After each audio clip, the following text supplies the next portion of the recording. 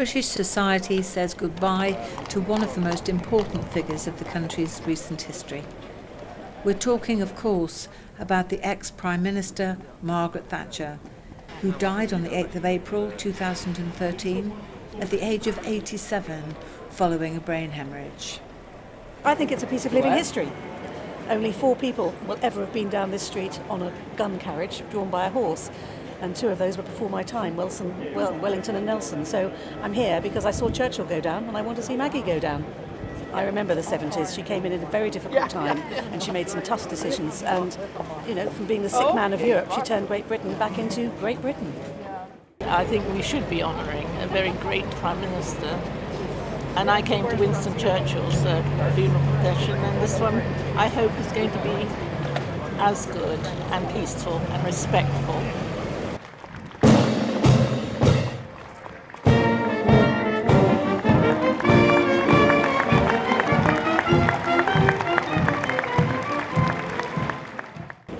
I'm very, very glad to be here. I wouldn't miss this occasion for anything. The most wonderful woman. She saved Britain, and we all owe her a tremendous debt of gratitude. It's a retired Prime Minister who has died, who, because of her tenure in Downing Street and the length of it, of course had a massive impact on a great number of people's lives. The way in which our economy works today is a legacy of that premiership. I think that she's made an indelible mark in British politics. The first woman Prime Minister, the longest Prime Minister for over 50 years. And I think that anyone that was dedicated their entire life to public service should be respected and remembered in this way.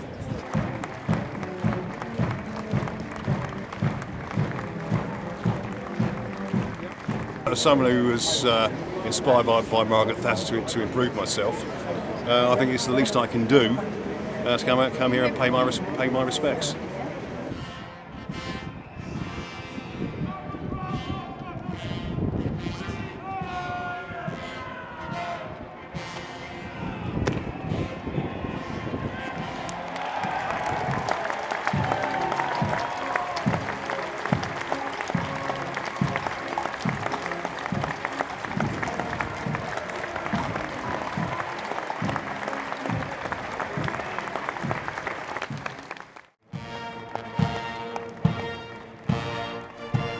However, and as expected, together with this pomp and ceremony, controversy has been one of the highlights of the event.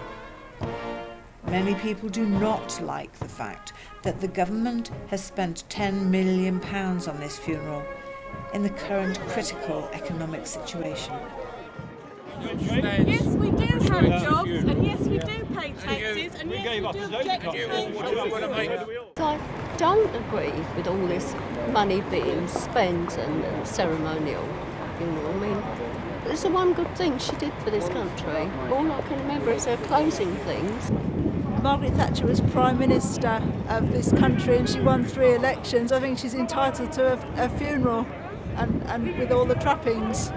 But it's kind of ironic that we're having to pay for it when, she cut all the welfare anyway.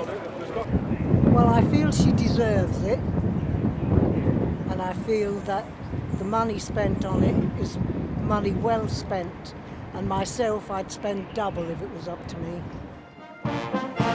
In addition, opinions about Thatcher have been polarised since her years in power, and it has been clear throughout the day and in the British press since her death that there has been little change. I'm very surprised that the Queen agreed to do it. I think Margaret Thatcher was a particularly divisive right-wing figure, and to have a ceremonial parade of this kind is very unwise, and it may cause problems in the future. It's an unfortunate precedent.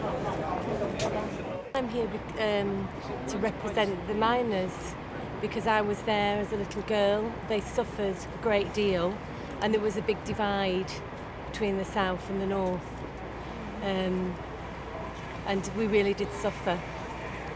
So if you know the history of it, a lot of people would have been protesting today, and I'm quite sad that I did turn my back to the hearse, because we suffered, I suffered, my family suffered under Thatcherism.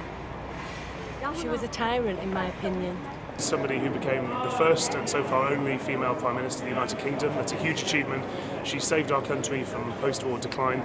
And if we're going to talk cash, then she got us the rebate from the European Union as well. So she saved tens of billions of pounds doing that. So I think spending some money to have some pomp and circumstance to show our respect is absolutely justified.